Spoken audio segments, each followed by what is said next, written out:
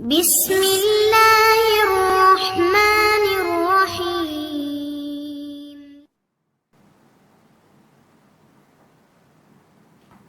அஸ்ஸலாமு அலைக்கும் வரஹ்மத்துல்லாஹி வபரகாத்துஹு. அன்பிற்குரிய சகோதர சகோதரிகளே, நீங்களும் ஆலிம்களாகலாம் என்ற பாடத்தை திங்கள் செவ்வாய் ஆகிய 2 நாட்கள் சஹீஹுல் புகாரி என்கிற ஹதீஸின் நேரடி தமிழாக்கத்தை பார்த்து வருகிறோம். சென்ற வாரம் 145வது ஹதீஸில் அறிவிப்பாளர் வரைக்கும் பார்த்துட்டோம். அந்த ஹதீஸை வாசிக்க வேண்டியிருக்கிறது.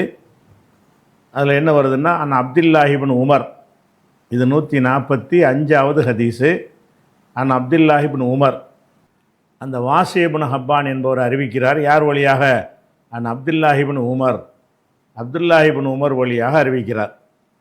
அன்னஹு, அவர் என்றால் அப்துல்லாஹி இப்னு உமர் அவர்கள், கான யக்கூலு, இந்த கான யக்கூலுங்கிறது ஏற்கனவே இது மாதிரி வார்த்தை வந்திருக்கான்னு நினைவில்லை, இருந்தாலும் யாபத்து வச்சுக்கிறேன். காணங்கிறது ஒரு வருங்கால வினை சொல்லோடு சேர்ந்து வந்துச்சுன்னு சொன்னால் அதனுடைய 2க்கு சேர்த்து ஒரு கூடுதல் அர்த்தம் கிடைச்சிரும். இப்போ எல்ரிபு என்றால் அடிப்பான், காண எல்ரிபு அடிப்பவனாக இருந்தான். எல்ரிபு என்றால் அடிப்பான்ற அர்த்தம், ஊருக்கு அடிப்பான்ற அர்த்தம். அதுக்கு காண எல்ரிபுன்னா இதே அவனுக்கு வழக்கம், இப்போ பார்த்தாலும் அடிச்சுக்கிட்டே இருப்பான். அந்த மாதிரி உள்ள ஒரு விஷயத்துக்கு என்ன செய்வாங்கன்னா, அந்த வருங்கால வினை சொல்லுக்கு முன்னாடி காண என்பதை சேர்ப்பார்கள். அப்போ காண யக்கூலுனா சொல்பவர்களாக இருந்தார்கள்னா அடிக்கடி சொல்லுவாங்கன்ற அர்த்தம். ஒரு காரியத்தை ஒருவன் அடிக்கடி செய்வான் என்று காண யக்கூலு, அவன் சாப்பிடுவவனாக இருந்தான். அவன் ஒரு சிக்கன் அதிகமாக சாப்பிட்டுருக்கான்னு வைங்க, அதை சொல்லும்போது காண யக்கூலு, அவன் சாப்பிடுபவனாக இருந்தான், அதை அடிக்கடி சாப்பிடுவான். ஒருத்தன் அடிக்கடி குளிக்கிறான்னு சொன்னால் காண யகுத்தசிலு, அடிக்கடி குளிப்பவனாக இருந்தான்.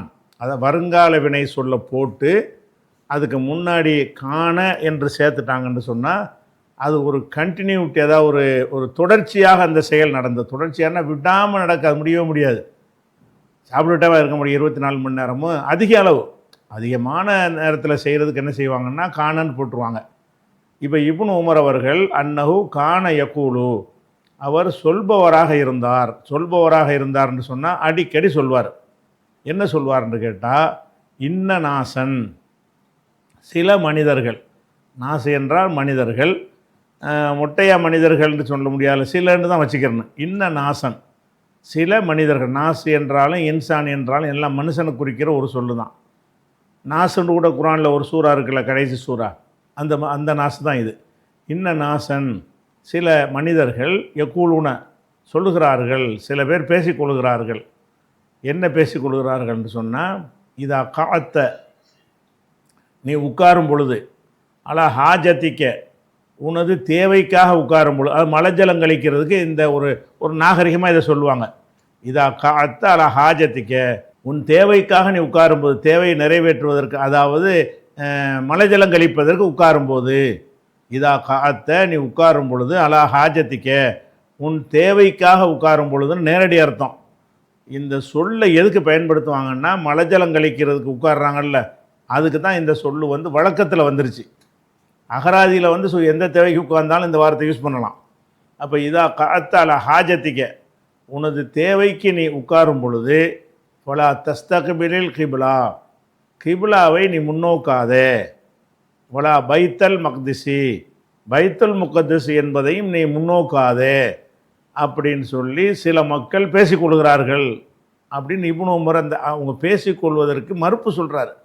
என்ன சொல்கிறாருன்னு கேட்டால், இன்ன நாசன் யக்கூலுன, சில பேர் பேசிக்கொள்கிறார்கள், இதா காத்தல ஹாஜத்திக்க, நீ மலஜலம் கழிக்கும் பொழுது, வலா தஸ்தக்பிலில் கிப்லா, கிப்லாவையும் முன்னோக்காத, வலா பைத்தல் மக்தசி, பைத்தல் மக்தஸையும் நீ முன்னோக்காதே என்று சில பேர் பேசிக்கொள்கிறார்கள். இப்போ கால் அப்துல்லாஹி இப்னு உமர், அப்போ அப்துல்லாஹி இப்னு உமர் சொல்லுகிறாரு, இந்த பேச்சு சரியில்லை, கிப்லாவை நோக்கக்கூடாதுங்கிறது அப்படி கிடையாது, நோக்கலான்ற அவருடைய கருத்து. இப்னு உமருடைய கருத்து கிப்லாவை நோக்கி மலைஜலம் கழிக்கக்கூடாதுன்னு சொல்கிறாங்க, அதெல்லாம் செய்யலாமே அப்படின்ட்டு பதில் சொல்ல போகிறார். அப்போ இன்ன நாசன் யக்கூலுன, சில பேர் பேசிக்கொள்கிறார்கள், இதா காத்தால ஹாஜத்திக்க, நீ மலைஜலம் கழிக்கும் போது, நீ தேவைக்கு உட்காரும் பொழுது, அதாவது மலைஜலம் கழிக்கும் போது ஃபலா தஸ்தக்பிலில் கிப்லா, கிப்லாவை நீ நோக்காதே, வலா பைத்தல் மக்திசி, பைத்தல் மக்திஸையும் நீ நோக்காதே அப்படி என்று மக்கள் சொல்கிறார்கள். தப்பாக சொல்கிறாங்கங்கிறார், மக்கள் பேசிக்கொள்கிறார்கள் அப்படின்னு சொல்லிட்டு அதுக்கு கவுண்டர் கொடுக்குறார். அந்த கவுண்டருக்கு போகிறதுக்கு முன்னாடி இந்த பைத்துல் மக்தஸ்ன்னு இருக்குல்ல, அது சம்பந்தமாக நீங்கள் ஒரு விஷயத்தை விளங்கிக்கணும். இந்த பைத்துல் மக்திஸுங்கிற ஒரு வார்த்தையை பெரும்பாலான அதிகமான ஆட்கள் எப்படி விளங்கிடுவாங்கன்னு கேட்டால் பைத்துல் முகத்தஸ். ஏன்னா அந்த முகத்தஸ்ன்னு வாசிக்கிற மாதிரி இருக்குல்ல, அதை அந்த ஜேர் ஜபர் இல்லாமல் வச்சு பார்த்தீங்கன்னு சொன்னால் மக்திஸுங்கிற வார்த்தையை முகத்தஸ் என்றும் நம்ம வாசிக்கலாம். இந்த ஜேர் ஜபர்லாம் பின்னாடி போடுறது தானே. அப்போ சில பேர் என்ன செய்வாங்கன்னா பைத்துல் முகத்தஸ், பழக்கத்தில் எப்படி தான் இருக்குது பைத்துல் முகத்தஸ். அந்த கத்தஸ்ன்னு அரபியில் ஒரு சொல் இருக்குது. கத்தஸ்ன்னா குத்தூசுன்னா அல்லாஹ் புகழ்கிறோம்ல, பரிசுத்தமாக்கினான். முகத்தஸ் என்றால் பரிசுத்தமாக்கப்பட்டது, பைத்துல் முகத்தஸ் என்றால் பரிசுத்தமாக்கப்பட்ட ஒரு ஆலயம் அப்படிங்கிற ஒரு அப்படி நினைத்து கொண்டு இந்த சொல்லை முகத்தஸ் என்று அதிகமான பேர் வாசிப்பார்கள். உலா பைத்தல் மக்திஸின்னு தான் இதில் இருக்குது. நம்ம இதில் உள்ள ஹரக்கத்து பிரகாரம் உலா பைத்தல் மக்திஸின்னு இருக்குது. ஆனால் இதை இந்த ஜேர் ஜபர் இல்லாத கிதாபில் இருந்தால் என்ன செய்வாங்க, அதை மக்திஸ்ன்னு வாசிக்க மாட்டாங்க, உலா பைத்தல் முகத்தஸ்ன்றுவாங்க. இது சம்மந்தமாக நீங்கள் ஒரு விஷயத்தை விளங்கிக்கணும். என்ன விளங்கணும்னு கேட்டால், அப்போ நீ கிப்லாவையும் நோக்காத, உலா பைத்தல் மக்திஸ், பைத்தல் மக்திஸையும் நோக்காத அப்படின்னு வரும்பொழுது இந்த பைத்துல் மக்தஸ் என்பதை முகத்தஸ்ன்னு சொல்கிறாங்கல்ல, அது முற்றிலும் தவறானது. ஏன் தவறானதுங்கிறோம்னு கேட்டால், இந்த பைத்துல் மக்தஸ்ங்கிற இந்த சொல்லு அரபு சொல்லு கிடையாது. அது ஹிப்ரு மொழியில் அவன் அந்த ஆலயத்துக்கு வச்ச ஒரு பேர். பைத்துல் மக்திஸ்ன்னு என்னது, அது அது கூட அப்படி கூட அவன் சொல்ல. உதாரணமாக இந்த பெத்லஹேம்னு சொல்கிறாங்களே, பெத்லஹேம் என்று அவங்க சொல்லுவாங்க. அது அரபியில் என்ன செய்வாங்கன்னா பைத்துல் லஹ்முன்னு போடுவாங்க. பைத்துல் லஹம், பெத்லஹேம்னு அவன் ஒரு பேர் வச்சுருக்கிறான். அவன் பெத்துன்னு போட்டால் இவன் பைத்துன்னு ஆக்கிடுவான். ஏன்னா ஹிப்ருவுக்கும் அரபிக்கும் நெருக்கம் இருக்கிறதுனால அவன் பெத்லஹேம்னு சொன்னால் இவங்க என்ன செய்வாங்க, அரபுக்காரங்க பைத்துல் லஹம்னு அதை மாற்றிடுவாங்க, பெத்லஹேம்ங்கிற ஊரை. அதே மாதிரி பெத்துல மக்தஸ் தான் அதுக்கு பேர், பைத்துல் மக்தஸ் கிடையாது. இந்த பைத் என்பதை பெத்து தான் அவன் வச்சுக்கிற பேர். அந்த பைத்துல் முகத்தஸுங்கிறத ஹிப்ரு மொழியில் அந்த ஆலயத்துக்கு பெத்துல மக்திஸ்ன்னு வச்சாங்க. பெத்துலங்கிறது அது அரபியில் பெத்துலன்னு போட முடியாதனால பைத்துல்னு மாற்றிட்டாங்க. மாற்றி பைத்துல் மக்திஸ்ன்னு வந்துருச்சு. வந்த உடனே இது மக்திஸ் சரியா இல்லை, இது என்ன சொல்லு இது, அப்போ கத்தசவுலேருந்து முகத்தஸ்ன்னு ஆகிருக்குமோ அப்படின்ட்டு விளங்கி கொண்டு அந்த சொல்லை இன்னைக்கு வரைக்கும் ஆலிம் உலமாக்கள்னு சொல்லக்கூடியவங்களெல்லாம் பைத்துல் முகத்தஸ்ன்னு சொல்கிறாங்க. பைத்துல் முகத்தஸ்ன்னு அதுக்கு பேர் கிடையாது. நபிகள் நாயகம் ஸல்லல்லாஹு அலைஹி வஸல்லம் அதை பைத்துல் முகத்தஸ் என்று சொன்னது கிடையாது. அன்றைய மக்களும் பைத்துல் முகத்தஸ் என்று சொன்ன கிடையாது. இன்னும் சொல்லப்போனால் அது பரிசுத்தமான ஆலயம் என்று அரபு மொழியில் சொல்கிறதா இருந்தால் அல் பைத் அங்கே வரணும், அல் பைத்துல் முகத்தஸ் என்று வரணும். வர்ணனை வந்துச்சுன்னு சொன்னால் முகத்தஸுடைய பைத்துன்னு வராது, முகத்தஸான பைத்துன்னு வருவதாக இருந்தால் சிவத்தில் இருக்கக்கூடிய அதே அல் மௌசூப்லையும் இருக்கணும். அல் பைத்துல் முகத்தஸ்ன்னு சொல்லியிருப்பாங்க, வெறுமனே பைத்துல் மக்திஸ் தான் சொல்கிறாங்க. அதனால் அந்த பைத்துல் மக்திஸ்ங்கிற அந்த சொல்லு அந்த ஜெருசலத்தில் இருக்கிற மஸ்ஜிதுல் அக்ஸான்னு சொல்கிறோம்ல, அந்த பள்ளி வாசலை அன்றைக்கு இருந்த யூத சமுதாயத்தவர்கள் அது பெத்துல் மக்திஸ்ன்னு சொல்லுவாங்க, பெத்துல் மக்திஸ்ம்பாங்க. அந்த பெத்துல் மக்திஸ்ங்கிறத இவங்க அரபியில் எடுத்து எழுதும்போது பெத்துன்னு சொல்கிறத பூரா பைத்துன்னு மாற்றிடுவாங்க. பெத்லஹேமை பைத்துன்னு மாற்றுற மாதிரி மாற்றிடுவாங்க. மாற்றும்போது அவன் மக்திஸ்ன்னு சொன்னான்னா நீ மக்திஸ் தானே சொல்லணும். அவன் பாஷையில் அதுக்கு என்ன அர்த்தம் வச்சுருக்கான்னா தெரியலை. அது நமக்கு அரபிக்கு உள்ள நெருக்கமான ஒரு சொல்லாக இருக்கிறதுனால என்ன பண்ணுறாங்கன்னு கேட்டால் பைத்துல் முகத்தஸ்ங்கிற இதெல்லாம் யார் சொல்கிறான்னு கேட்டால், அதாவது நூல் ஆசிரியர்களாக இருப்பாங்கள்ல, புக் எழுதுகிற அளவுக்கு அரபு மொழியில் பாண்டித்தியம் பெற்றவர்கள், அவங்க முகத்தஸ்ன்னு சொல்ல மாட்டாங்க, மகதீஸ்ன்னு தான் சொல்லுவாங்க. சும்மா அதை பார்த்துட்டு பயான் பண்ணக்கூடிய அஜர்த்துமார் லெவலில் இருக்கிறாங்கல்ல, இவங்க என்ன செய்கிறது, பைத்துல் முகத்தஸாக தான் இருக்குன்னு ஆக்கி கடைசியில் அதுக்கு பேரை பைத்துல் முகத்தஸ்ன்னு ஆகிடுச்சு. பைத்துல் முகத்தஸ்ன்னு ஆக்கிட்டாங்க. பைத்துல் முகத்தஸ் அதுக்கு பேர் கிடையாது. இது சம்பந்தமாக பைத்துல் முகத்தஸ் ஒரு ஆய்வுண்டு ஒரு 2.5 மணி நேரம் முழுசு ஆய்வு செஞ்சு நம்ம வீடியோ போட்டிருக்கிறோம். அது வந்து நம்முடைய ஆன்லைன் பிஜே .comலையும் .inலையும் .co.inலையும் நம்முடைய யூடியூப்லேயும் அந்த வீடியோ பார்க்கலாம். அந்த பைத்துல் முகத்தஸ் ஒரு ஆய்வுன்னு போட்டிங்கன்னு சொன்னால் முழுசாக அந்த வீடியோ வரும். அது ஒரு 2.5 மணி நேரத்துக்கு மேலே உள்ள பெரிய வீடியோ. அதில் அந்த பைத்துல் முகத்தஸ் எது இப்போ வச்சுக்கிறானா இதுதான் பைத்துல் முகத்தஸா, இப்போ பொய்யா சொல்லிட்டு இருக்காங்கல்ல, ஒரு மஞ்சள் கலர் ஒரு பில்டிங்கை காட்டி பைத்துல் முகத்தஸ் சொல்கிறாங்கல்ல, அதுவே பொய். அது பின்னாடி கட்டப்பட்டது வந்து ரசூலுல்லாஹ் காலத்தில் இருந்தது ஆகாது. ரசூலுல்லாஹ் காலத்தில் இருந்தது ஓரமாக ஒன்று இருக்கிறது, அதுதான் பைத்துல் மக்திஸ்ங்கிறது. இவங்க இதைத்தான் மஸ்ஜிதுல் அக்ஸாவில் தொழுதார்கள் உலகம்லாம் சேர்ந்துக்கிட்டு புழுவுறாங்க. அது எப்போ கட்டப்பட்டுச்சுங்கிறதுக்கு வரலாறுலாம் இருக்கிறது. இந்த பைத்துல் முகத்தஸ்ன்னு இப்போ சொல்கிறாங்கல்ல, ஒரு அறுகோண வடிவத்தில் 6 கோணத்தில் இருக்கக்கூடிய வடிவத்தில் ஒரு பிரம்மாண்டமாக கட்டப்பட்ட ஒரு 50,000 பேர் வரைக்கும் உள்ள தொழுவலாம் உள்ளுக்கையே. அவ்வளோ பிரம்மாண்டமாக கட்டப்பட்ட அந்த ஆலயத்தை தான் அது வந்து பைத்துல் முகத்தஸ்ன்னு என்ன செய்கிறாங்க, மக்கள்கிட்ட அப்படி பரப்பி விட்டாங்க. அது பைத்துல் முகத்தஸே கிடையாது. அது எந்த மன்னர் காலத்தில் எப்போ கட்டப்பட்டுச்சு அப்படிங்கிறதையும், பைத்துல் முகத்தஸ் அங்கேருந்து எவ்வளோ தூரத்தில் இருக்குங்கிறதையும் வரைபடத்தோட உங்களுக்கு வந்து அந்த வீடியோவில் விளக்கியிருக்கணும். பைத்துல் முகத்தஸ் ஒரு ஆய்வில் விளக்கிருங்க. இப்போ அதை விட்டுட்டாங்க, கை விட்டாங்க. அந்த பைத்துல் முகத்தஸை வந்து யாருமே கண்டுகொள்வதில்லை. அதில் தொழுவருக்கு தான் கூடுதல் நன்மையும் இருக்கிறது. இவங்க ரசூலுல்லாஹ் சொல்லாத ஒன்றை வந்துக்கிட்டு இவங்களா பிற்காலத்தில் உண்டாக்கி வைத்து கொண்டு பைத்துல் முகத்தஸ்ன்ற அந்த மன்னர்களுடைய செல்வாக்கை பயன்படுத்தி கொண்டு அதே இடத்துலையே ஒரு எக்ஸ்டென்ஷன் பண்ணுன்னா அதை ஒத்துக்கிடலாம். மஸ்ஜித் நபவி இருக்குது, ரசூலுல்லாஹ் காலத்தில் இருந்த அதே மஸ்ஜிதாக இப்போ இருக்குது இல்லை, பெருசாக இருக்குது. ரசூலுல்லாஹ் காலத்தில் இருந்த மஸ்ஜித் நபவிங்கிறது ஒரு சின்னதாக இருந்தது, அது மாதிரி ஒரு 100 மடங்கு பெருசாகி போச்சு. இன்றைக்கி பைத்துல் முகத்தஸ் பெருசாக போனாலும் அந்த பேசிக்கை வச்சுக்கிட்டு விரிவாக்கணும் என்று சொன்னால் அந்த பேரை சொல்வதில் அர்த்தம் இருக்குது. இது இடமே வேறு, அது வேறு இடம், இது வேறு இடம். அப்படி அளவில் வேற ஒரு இடத்துல கட்டிவிட்டு என்ன செய்கிறாங்க, பைத்துல் முகத்தஸ்ங்கிறாங்க. அந்த பைத்துல் முகத்தஸ்ங்கிற சொல் பிரயோகமும் தப்பாக இருக்குது. பைத்துல் முகத்தஸ் எதை சொல்கிறாங்களோ அதுவும் தப்பாக இருக்குது. ஒரு தகவலுக்கு வச்சுக்கிறங்க, சரியா? அது முழுமையாக தெரிய ஆசைப்பட்டீங்கன்னா அது கொஞ்சம் நீங்கள் ஃப்ரீயாக இருக்கிற நேரங்களில் பைத்துல் முகத்தஸ் ஒரு ஆய்வு என்பதை நீங்கள் பார்த்துக்கலாம். அப்போ சில மக்கள் சொல்கிறார்கள், இதா காத்தால ஹாஜத்திக்க, உனது தேவைக்கு நீ அமரும் பொழுது ஃபுலா தஸ்தக்பிலில் கிப்லாவை நோக்காத, உலா பைத்துல் முகத்தஸ் நோக்காத என்று சில மக்கள் சொல்கிறார்கள்.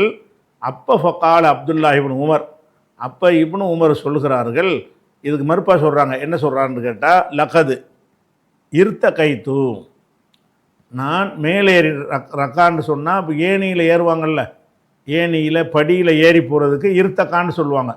அந்த ரக்காண்டா ஏறினான்.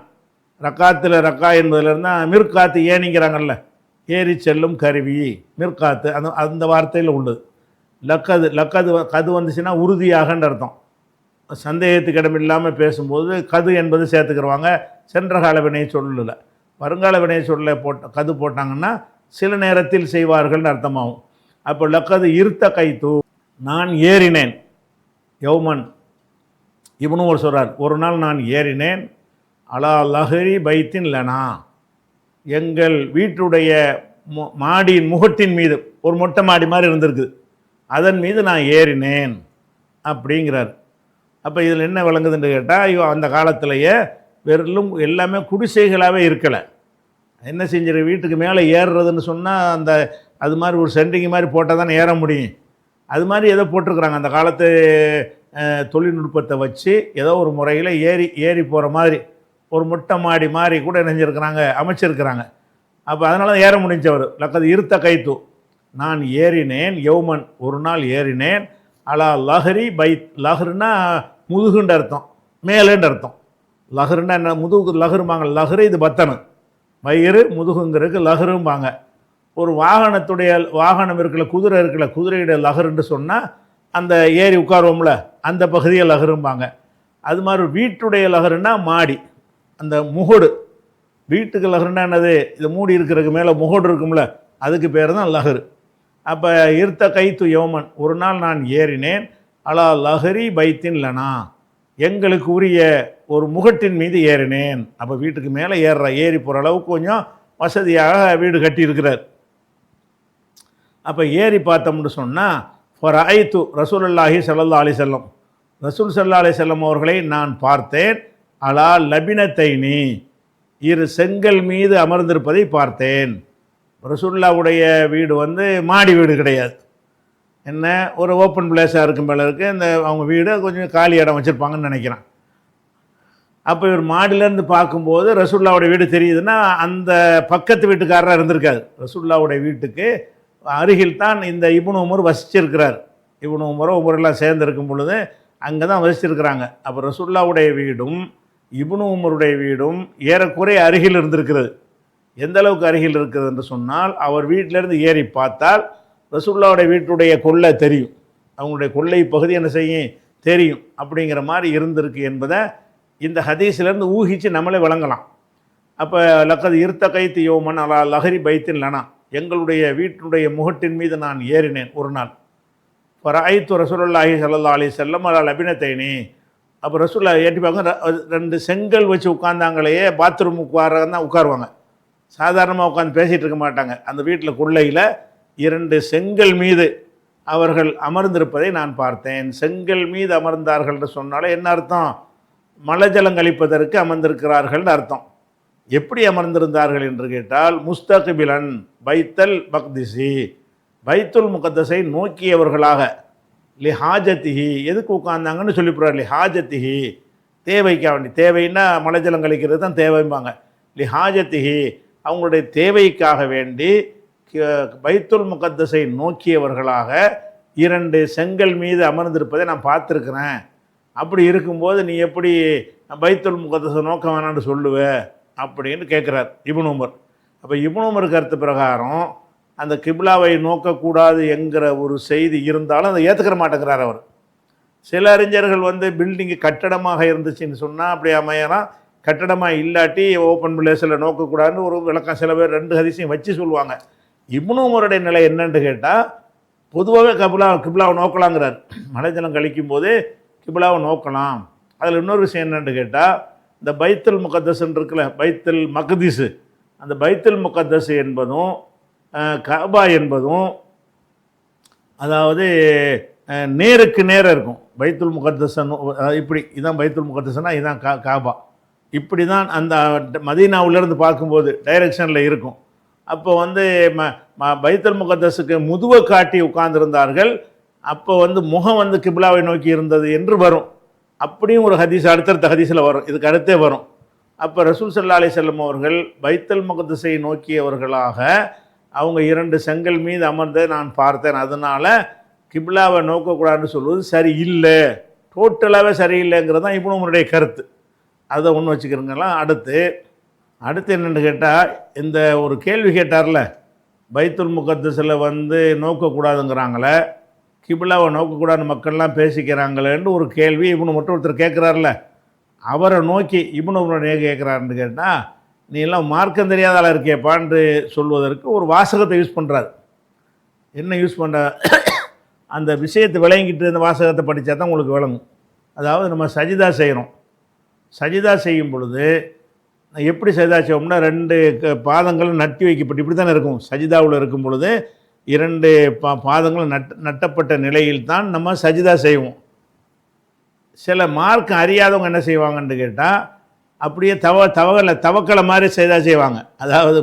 அதாவது அவங்களுடைய பித்தட்டுங்கிறாங்கல்ல, பின்புறத்தை வந்து தரையில் வச்சபடியே காலை தூக்காமல் அப்படி இப்படி சஜிதா செய்வாங்க.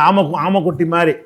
இந்த பெண்கள்லாம் சஜிதா செய்கிறாங்கல்ல, மார்க்கத்தில் அப்படி இருக்குன்னு நினச்சிக்கிட்டு பொம்பளை செய்தா ஆம்பளை செய்தான்னு பிரித்து வச்சுக்கிறாங்க. அப்படி கிடையாது மார்க்கத்தில். ஆனால் மதுஹபுகளில் பெண்கள் செய்தாக்கு எப்படி செய்யணும்னு சொல்லி காட்டுறாங்களோ அந்த மாதிரி மெத்தடில் ஒருத்தர் செஞ்சார்னு சொன்னால் அவர் வந்து மார்க்கம் அறியாதவர் என்று கருதப்படுவார். என்னடா தொழுகிற முறையை உனக்கு தெரியலையே பாம்பாங்க. இவர் கேட்குறாரு, நீ எல்லாம் வந்துக்கிட்டு அந்த சஜிதா செய்யும் பொழுது நீ வந்து தரையில் படுத்துக்கிட்டு சஜிதா செய்வீங்களே, அந்த கூட்டத்தை சேர்ந்த ஆள் அப்படிங்கிறார். இந்த கேள்வியை கேட்டவுடனே எந்த கேள்வி கேட்குறாரு, கிப்லாவை நோக்கக்கூடாது என்று சில பேர் சொல்லுகிறார்களேன்னு இவர் கேள்வி கேட்குறார். வாசி இப்னு ஹப்பான் கேட்குறார். அவரை நோக்கி இப்னு உமர் சொல்கிறாரு, ஓ நீ அந்த மாதிரி தொழுகிற ஒரு ஆளா, அதாவது மார்க்க அறிவு இல்லாத ஒரு ஆளா அப்படிங்கிறதுக்காக என்ன செய்கிறாருன்னு கேட்டால், அந்த படுத்துக்கிட்டு சொல்லுவாங்கள்ல, படுத்த மேனின்னு சொன்னால் அவர் அத்தஹியாத்தில் உட்கார்றோம்ல, அந்த உட்கார்ந்துக்கிட்டே சைதா செஞ்சால் எப்படி இருக்கும், அந்த மாதிரி அத்தஹியாத்தில் அமர்ந்து கொண்ட நிலையிலே சைதா செய்கிறது. அந்த பின்பகுதியை தூக்கணும்ல, அப்படி தூக்காமல் சைதா செஞ்சாங்கன்னு சொன்னால் அப்படி கொஞ்சம் பேர் செஞ்சுக்கிட்டு இருந்திருக்கிறாங்க. அவங்கள பற்றி என்ன கருத்து இருந்திருக்குன்னா, இவங்க மார்க்கம் தெரியாத ஆட்களாக இருக்கிறாங்க அப்படின்னு இருக்குது. அப்போ மார்க்கம் தெரியாத ஆட்களை வந்து இந்த வார்த்தையை கொண்டு சுட்டி காட்ட ஆரம்பிச்சிட்டாங்க.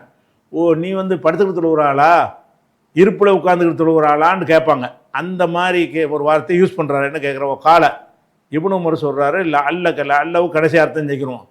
நீ மினல்லதீன யுஸல்லூன அலா அவ்ராக்கியும் வர்க்குன்னா அவனுடைய அதாவது பின்பகுதி, பின்பகுதியின் மீது தொழக்கூடியவர், அதாவது பின்பகுதி தரையில் படும் வகையில் தொழக்கூடியவர்களில் உள்ளவனாக இருப்பியோ. இல்லை அல்லக்கன்னா இருக்கக்கூடும்னு அர்த்தம்.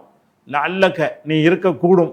மினல்லதீன யுஸல்லூன அலா அவ்ராக்கியும் தங்களுடைய பின்பகுதியின் மீதே தொழுகிறார்கள் என்றால் சைதா செய்கிறார்கள் அர்த்தம்.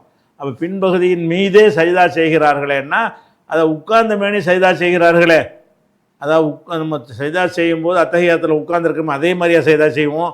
சைதா செய்யும்போது நம்ம என்ன செஞ்சிடணும், முதுக நிமித்தி அந்த மாதிரி தான் நம்ம என்ன செய்வோம், சைதா செய்வோம். அப்படி செய்யாமல் அத்தஹியாத்தில் உட்காந்துக்கிட்டே ஒருத்தன் சைதா செஞ்சான்னு வைங்க, அவனை வந்து மார்க்கம் தெரியாதவர் சொல்லுவாங்கள்ல, அந்த வார்த்தை யூஸ் பண்ணுறாரு. எப்படி, இல்லை அல்லக்க நீ இருக்கக்கூடும், இல்லை அல்லனா கூடும்ன்ற அர்த்தம். சந்தேகமாக சொல்கிறாரு. எதில் உள்ள ஆளாக இருக்கலாம்னா மினல்லதீன யுஸல்லூன தொழுவார்களே, அந்த தொழுவார்கள் என்றால் சைதா செய்வார்கள், சைதா செய்கிற மக்களில் உள்ளவனாக இருக்கக்கூடும். அல அவ்ராக்கியும் அவங்க வந்து அவங்களுடைய பின்புறத்தின் மீதே சைதா செய்வது, பின்புறத்தை தரையில் படும்படி சைதா செய்கிறாங்களே அதில் உள்ளவனாக நீ இருக்கக்கூடும் அப்படின்னு கேள்வி கேட்டவரை இவர் மடக்கிறார். யார், இப்னு உமர். என்ன கேள்வி கேட்குற, கிப்லாவை நோக்கி மலைஜலம் கழிக்கக்கூடாதுங்கிற ரசூல்லா கழிச்சிருக்காங்கிற, நீ மார்க்கம் தெரியாதா இருக்கிறியப்பா, நீனு அதில் உள்ள ஒரு ஆளான்னு அவர் கேட்குறாரு. இப்போ குல்த்து, அப்போ நான் சொன்னேன், நான் தான் இந்த வாசிபுன் ஹப்பான்னு சொல்கிறாரு, லா அதிரி ஒல்லாஹி அல்லாமல சத்தியமாக எனக்கு தெரியாது, நான் அப்படி செய்கிறேன்னா எனக்கு தெரியலை அப்படிங்கிறார். அப்போ இதுக்கு அர்த்தம் விளங்கலையில், இந்த வார்த்தையிலேருந்து இந்த நான் சொன்ன விளக்கத்துலாம் இருக்கே தவிர இந்த சொல்லேருந்து விளங்க முடியலை.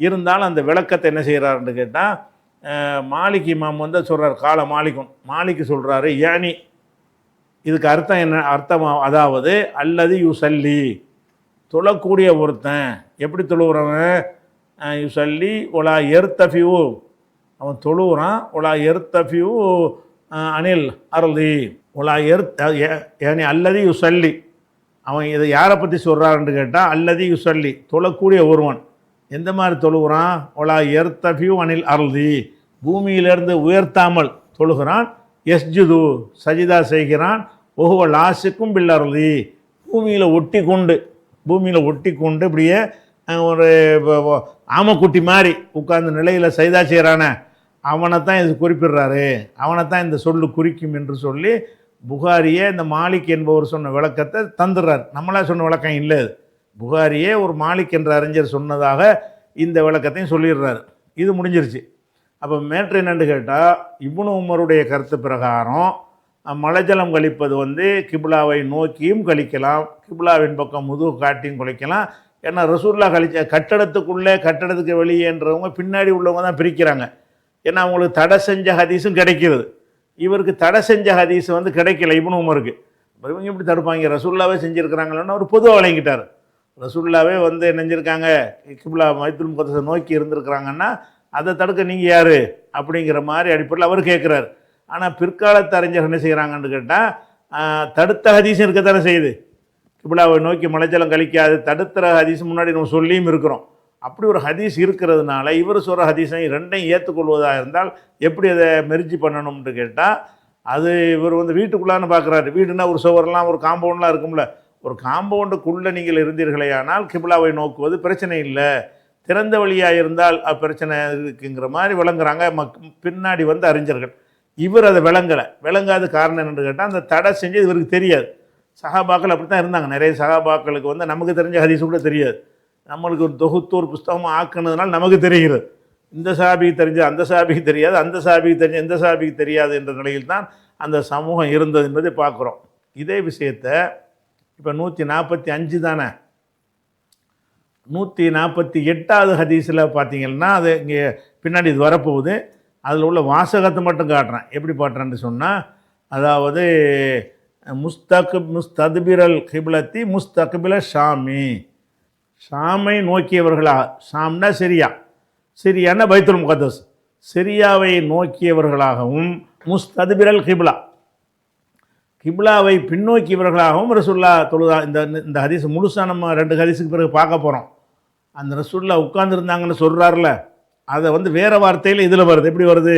முஸ்தத்பிரல் கிப்லத்தி, கிப்லாவை வந்து பின்னோக்கி, கிப்லாவுக்கு முதுக காட்டுறாரு, முகத்தை வந்து பைத்துல் மக்திஸ் காட்டுறாரு. பைத்துல் மக்திஸை நோக்கி முகம் காட்டுகிறாரு. அப்போ முதுகு எங்கே போயிடும்? கிப்லாவை நோக்கி போயிடும். அந்த மாதிரி ரசூல்லா இருந்தாங்க என்று அதில் விளக்குறார். அதுக்கு அடுத்தது இன்னொரு ஹதீஸில் என்ன வருதுன்னு கேட்டால், இது வரைக்கும் வச்சுக்கிடுவோம். இப்போ இது வச்சுட்டு நம்ம அடுத்த ஹதீஸுக்கு போயிடுவோம். எல்லா ஹதீஸையும் பார்த்தா உங்களுக்கு விளைவிக்கணும். அடுத்தது பாபு ஹுரூஜின் நிசாய் இலல் பராஸ். பராஸ்னா தபர்ரசன் வந்துச்சுல இந்த பாட தலைப்பில், அந்த சொல்ல உள்ள தான் பராஸ். பராஸ்னா கழிப்பிடம். பராஸு, ஹலா எல்லாமே கழிப்பிடத்துக்கு சொல்லக்கூடிய வார்த்தை. பாபு ஹுரூஜின் நிசாய், பெண்கள் புறப்படுவது, இலல் பராசி கழிப்பிடத்திற்கு, திறந்த வெளிக்கு புறப்படுவது பற்றிய பாடம். பெண்கள் கூட என்ன செய்வாங்கன்னு கேட்டால், ஓப்பன் பிளேஸ் இருக்கும், அந்த தூரத்தில் ஊருக்கு வெளியே இருக்கும், அங்கே போய் தான் என்ன செய்வாங்க, மழை ஜலம் கழிச்சிட்டு வருவாங்க. அப்படி வரலாமா என்பது பற்றிய பாடம். பாபு ஹுரூஜுன் நிசாய், பெண்கள் புறப்பட்டு செல்வது, இலல் பராசி கழிப்பிடத்திற்கு, கழிப்பிடம்னா திறந்த வெளி கழிப்பிடத்திற்கு செல்வது பற்றிய பாடம். அதில் 146வது ஹதீஸ் என்ன வருதுன்னு கேட்டால், ஹத்தசனா யஹ்யா இப்னு புக்கைர், எங்களுக்கு யஹ்யா இப்னு புக்கைர் என்பவர் அறிவித்தார். அவர் சொன்னார், ஹத்தசனா லைசு, லைசு என்பவர் எங்களுக்கு சொன்னார். அவர் சொன்னார், ஹத்தசனி உகைலுன், உகைல் என்பவர் நமக்கு சொன்னார். அவர் யார் வழியாக சொன்னார்னா, ஹத்தத அவர் அறிவிக்கிறார், அன் இப்னு ஷிஹாபின், இப்னு ஷிஹாப் வழியாக அவர் அறிவிக்கிறார். இப்னு ஷிஹாப் யார் வழியாக அறிவிக்கிறார்னா, உருவா வழியாக அறிவிக்கிறார். உருவா யார் வழியாக அறிவிக்கிறார்? நான் ஆயிஷத்தை, ரசூலுல்லாவுடைய மனைவி ஆயிஷா வழியாக அறிவிக்கிறார். என்ன அறிவிக்கிறாங்கன்னு ஆயிஷா நாய் சொல்கிறாங்க, அன்ன அஸ்வாஜன் நபி ஸல்லல்லாஹு அலைஹி வஸல்லம், ரசூலுல்லாவுடைய மனைவிமார்கள், குன்ன யஹ்ருஜுன, அவர்கள் வெளியேறுபவர்களாக, இந்த குன்னன்னு வந்துச்சு பாருங்கள், காணன்னு வந்துருச்சுன்னு சொன்னாலேயே கண்டினியூவாக இருந்த ஒரு வழக்கம்னு காட்டும்டான்ல. இப்போ யஹ்ருஜுங்கிறது வருங்காலமாச்சு. அந்த வருங்காலத்தில் என்ன வந்திருக்கு? குன்ன வந்திருக்கு. குன்ன காண எல்லாம் ஒன்று தான்.